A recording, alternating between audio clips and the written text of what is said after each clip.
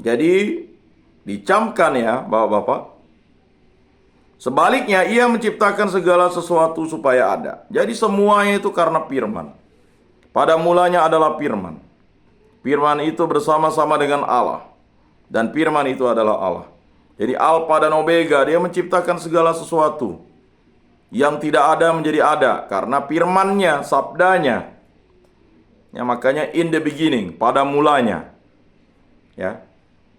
Maka kalau kita baca kitab Kejadian, pada mulanya kata pertamanya, kemudian nanti kitab Wahyu, amin. Ya. Jadi sebaliknya ia menciptakan segala sesuatu supaya ada dan supaya makhluk-makhluk jagat menemukan keselamatan. Jadi makhluk-makhluk jagat menemukan keselamatan. Jadi seluruh dunia ini termasuk bumi itu diciptakan oleh Allah. Lalu bagaimana? Ya, orang ingin mencari makhluk di luar bumi, ya silakan. Siapa yang menciptakan? Ya Allah. Tiada yang mustahil bagi Allah. Misalnya Allah menciptakan planet kehidupan, itu hak Allah. Apakah manusia bisa sampai ke planet yang lain yang ada kehidupan? Ya tidak bisa. Karena dimensi hidup kita itu tergantung kepada Allah. Mengapa kita bisa melihat makhluk-makhluk di dimensi lain? Ya karena kita diberikan kemampuan oleh Allah untuk mengetahui bahwa Allah juga menciptakan makhluk-makhluk ya di luar manusia. Tetapi yang bersama kita seperti binatang, tumbuhan, dan segala macam ini. Apakah kita tahu udara ini adalah makhluk hidup? Kalau udara itu makhluk mati, kita menghirupnya mati dong. Ya. Air itu adalah makhluk hidup. Kalau kita minum air, ya, tidak minum air kita mati. Walaupun ada juga air yang sudah terkontaminasi, tetapi air itu bisa membaharui diri terus-menerus dengan hujan. Apakah bumi ini bukan hidup? Hidup, bumi ini berputar. Ya. Tetapi ada yang menciptakannya, yaitu Allah. Jadi, ya. Sebaliknya ia menciptakan segala sesuatu supaya ada dan supaya makhluk-makhluk dapat menemukan keselamatan dan dunia, ya. Dan supaya makhluk-makhluk jagat menemukan keselamatan. Racun yang membinasakan tidak ditemukan di antara mereka. Jelas. Siapa yang menciptakan racun? Itulah orang-orang jahat, setan, iblis, kejahatan dunia ini, hawa nafsu kita. Kita membenci orang lalu kita meminumkan racun kepadanya supaya mati. Ya. Masih ada di daerah kampung-kampung tertentu kalau tidak suka dengan orang diracun. Bisa pakai serbuk ulat bulu, ya, serbuk macam-macam, potas. Kalau kita tidak suka dengan tikus, kita racun dengan racun tikus, biar mati. Ya. Tetapi apakah itu menjadi kebahagiaan bagi kita? Itu menjadi malapetaka bagi kita. Ya. Nah, Bapak-bapak, saudara-saudara yang terkasih, racun yang membinasakan tidak ditemukan di antara mereka dan dunia orang mati tidak merajai bumi. Ingat, dunia orang mati tidak akan merajai bumi karena bumi ini diciptakan Allah.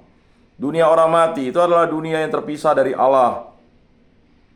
Ya, mengapa dia terpisah dari Allah? Karena dia tidak beriman kepada Allah, lalu dia tidak memiliki harapan kepada Allah, lalu dia tidak berbuat kasih. Bukan yang berteriak Tuhan, Tuhan yang akan diselamatkan, tapi yang melaksanakan kehendak Bapakku di surga.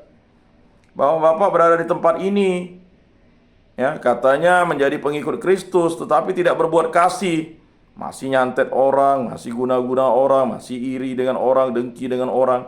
Ya, bapak-bapak hidupnya mati. Ya. Jadi tidak akan berjumpa dengan Kristus. Ya. Ngomong Kristus tapi hidup tidak Kristus. Ya. Karena kalau kita mau hidup bersama Kristus, kita harus menjadi pengikut Kristus. Kalau kita mau menjadi pengikut Kristus, kita harus melaksanakan kasih. Sehebat apapun kita berkumandang, sehebat apapun kita ya kan, mewartakan, tapi kalau kita tidak hidup dalam kasih, kita akan mati. Walaupun kita masih hidup di muka bumi ini berziarah. Banyak di antara kita mati. Mengapa? Kita merasa sombong, congkak, angkuh, merasa diri yang paling hebat, ya. Merasa sudah hafal kitab suci dari ayat A sampai Z, tidak pentinglah ini. Dan menganggap diri itu, ya kan, tinggi hati.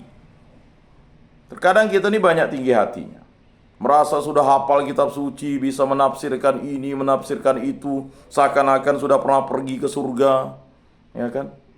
Lalu memberikan janji-janji manis, sedangkan tidak berbuat kasih, ya. Refleksinya kan begitu, ya. Terkadang akhirnya mamon, ya. Yesus bilang kita tidak bisa mengabdi kepada Tuhan dan tidak bisa mengabdi kepada mamon, ya kan? Mamon itu adalah dewa uang, ya. Jadi orang itu mabuk karena banyak uang, mabuk karena banyak kuasa, mabuk karena banyak ini dan sebagainya, lupa diri, hilap, ya. Dan itu berbahaya bagi kita, ya. Maka kesucian mesti ya. Maka kesucian, ya, mesti baka. Baka itu abadi. Kalau ini kan fana, alam yang fana. Alam yang baka itu adalah akhirat. Jadi kesucian itu mesti baka. Kita akan menuju alam baka, sedangkan alam fana ini sifatnya sementara, ya. Pemazmur katakan, ya kan, 70 jika kuat, 80 itu berkat, 90 misalnya mujizat, 100 itu nyusahkan orang katanya. Mengapa nyusahkan orang? Tidak susah makan, susah ini, susah itu kan. Ya tidak begitu, ya. Jadi anugerah umur panjang di muka bumi ini adalah anugerah dari Allah, ya kan. Orang baik pendek umurnya, jadi jangan berbuat baik. Itu bodoh namanya. Tafsiran-tafsiran sesat itulah yang membuat kita, bukan panjang pendeknya, ya. Kalau orang jahat umur panjang, itu merampok. Ya. Karena manusia ini hidup di muka bumi ini berziarah itu karena kehendak Tuhan. Jadi jangan ada tafsir-tafsir atau ajaran sesat seperti itulah, ya. Kita sebagai orang Kristiani ini jangan sampai mencap. Misalnya orang meninggal dunia, ya kan, mayatnya bau busuk, oh banyak dosa. Yang berbunga-bunga baunya harum itu, ya, itu orang tidak berdosa, baik. Oh, tidak bisa begitu. Yesus saja, ya kan, dia wafat di kayu salib dengan hancur lebur badannya, ya, rusak, ditusuk, ya, lambungnya. Bagaimana bisa mencap begitu? Terkadang kita memberikan pengadilan, penghakiman yang sesat. Karena kita semua akan diadili oleh Kristus, ya. Kita akan menuju alam baka, subayat, ya kan. Jadi kata nenek saya dulu, kita harus hidup baik karena kita akan menuju ke subayat. Kalau kita baik nanti, ya kan, Tuhan Allah itu, ya, akan memasukkan kita ke saruga. Sampai filosofi kan, adil Kak Talino, ya kan. Kan bagus tuh. Adil Kak Talino, keadilan, ya kan. Itu kasih, ya kan.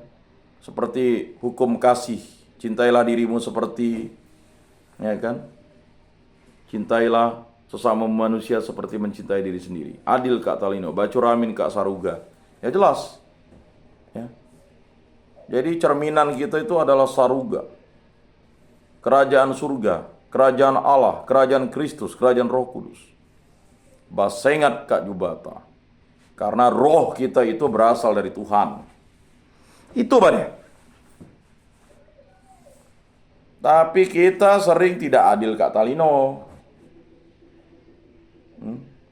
adil Kak Duit, ya, kan begitu. Jadi kalau orang yang beri kita duit banyak itu baik. Jadi kita timbang-timbang pakai materi. Orang yang paling banyak nyumbang itu baik. Yang tidak bisa begitu. Dalam pelayanan gereja sering orang yang punya duit itu dianggap lebih baik dibanding orang yang punya waktu dan punya tenaga. Tetapi orang yang punya waktu dan tenaga semuanya sudah diperhitungkan oleh Allah. Sedangkan orang yang punya duit, ya tidak ada masalah orang mau menyumbang. Ya. Tetapi tidak, di mata Tuhan itu semua sama.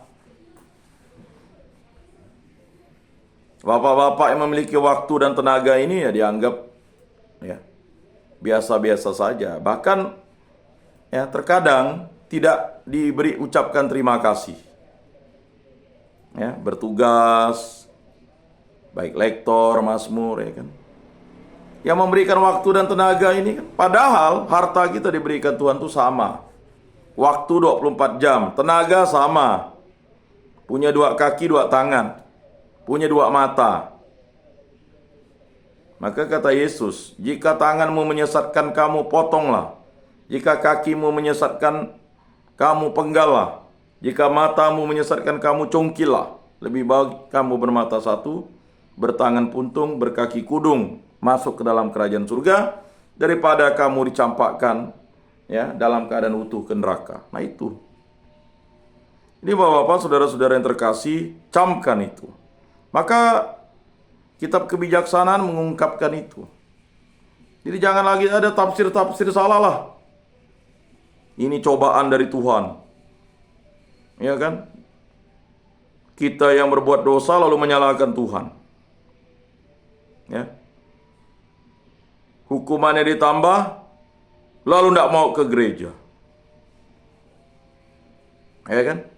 Tapi nonton bola, semua nonton bola. Ya. Sampai bergadang lebih baik nonton bola. Tapi baca firman Tuhan untuk berdoa sangat sulit. Mengapa? Kuasa dunia ini mempengaruhi kita memang.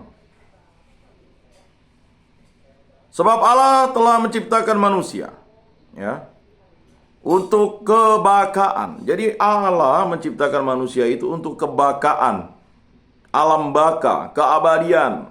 Makanya Adam dan Hawa itu tinggal di Taman Firdaus, Taman Eden, Taman Surga.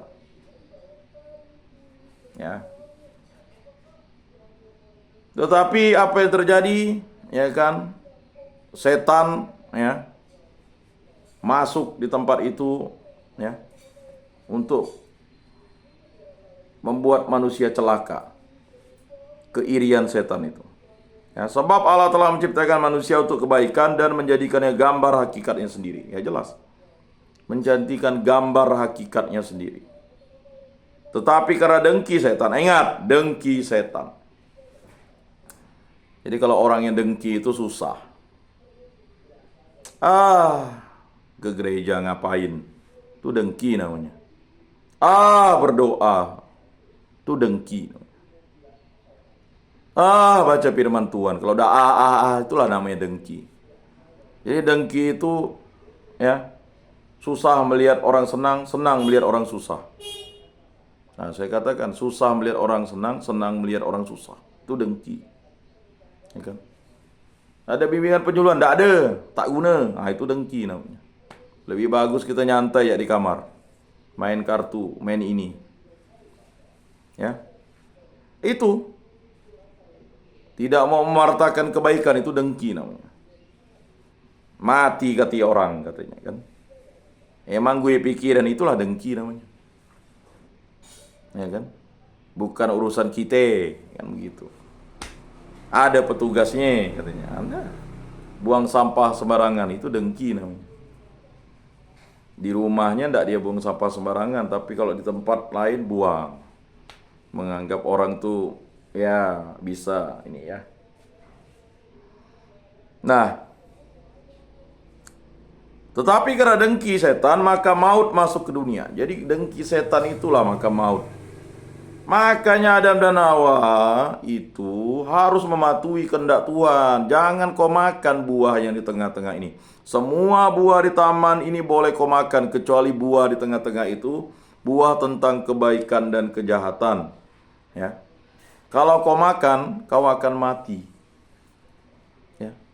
Itulah maka maut masuk ke dunia itu akibat Adam dan Hawa memakan buah itu.